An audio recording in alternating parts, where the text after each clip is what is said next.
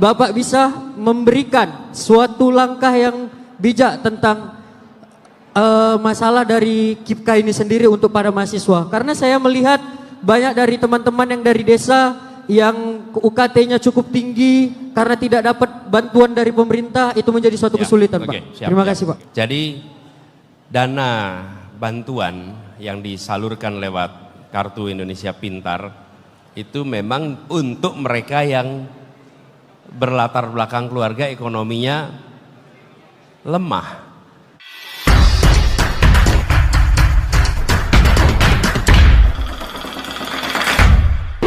Bapak bisa memberikan suatu langkah yang bijak tentang masalah dari KIPKA ini sendiri untuk para mahasiswa. Karena saya melihat banyak dari teman-teman yang dari desa yang UKT-nya cukup tinggi karena tidak dapat bantuan dari pemerintah, itu menjadi suatu kesulitan, Pak. Terima kasih, Pak. Sip.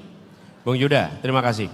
Jadi dana bantuan yang disalurkan lewat Kartu Indonesia Pintar itu memang untuk mereka yang berlatar belakang keluarga ekonominya lemah.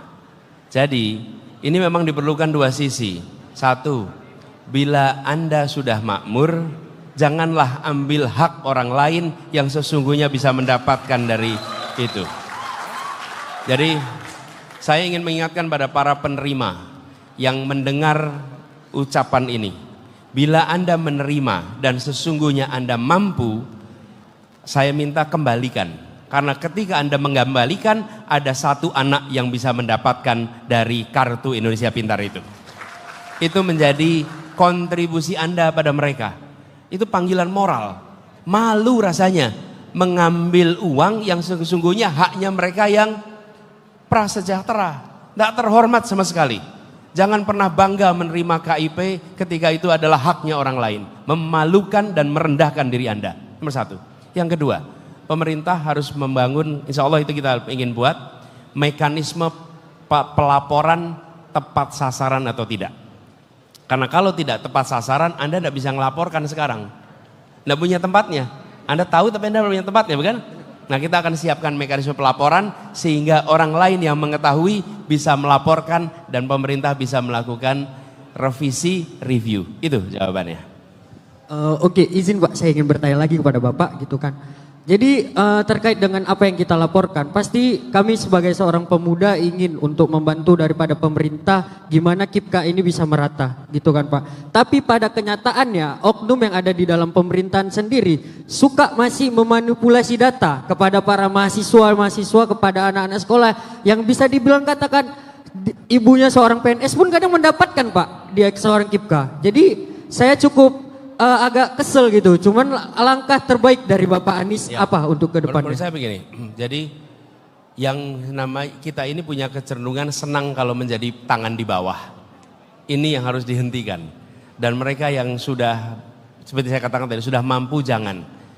Kalau ada mekanisme pelaporan, maka kita bisa membuatkan aturan. Kita bisa buat aturan bagi mereka yang bekerja untuk pemerintah dan terbukti menerima bantuan, maka mereka bisa mendapatkan sanksi dari tempat dia bekerja. Sehingga mereka takut untuk melakukan pelanggaran atas itu. Kalau tidak ada sanksi akan repot. Yang kedua, yang tidak kalah penting sekalian, bahwa audit itu dikerjakan secara reguler. Jadi kalau kita hanya mengumumkan sekali, tidak akan pernah bisa jadi. 6 bulan sekali ada review, 6 bulan sekali ada review. Tapi ini diperlukan partisipasi. Jadi Bung Yuda, ini adalah satu masalah yang tidak mungkin nol. Tidak mungkin sebuah program 100% tepat sasaran. 100% tepat sasaran. Tapi kita harus terus-menerus melakukan peningkatan atas sistemnya. Menurut saya pelaporan oleh publik itu menjadi salah satu kunci dan melindungi data pelapor sehingga yang melaporkan tidak mendapatkan masalah, justru yang melaporkan terlindungi datanya, gitu ya. Oke, makasih Yuda.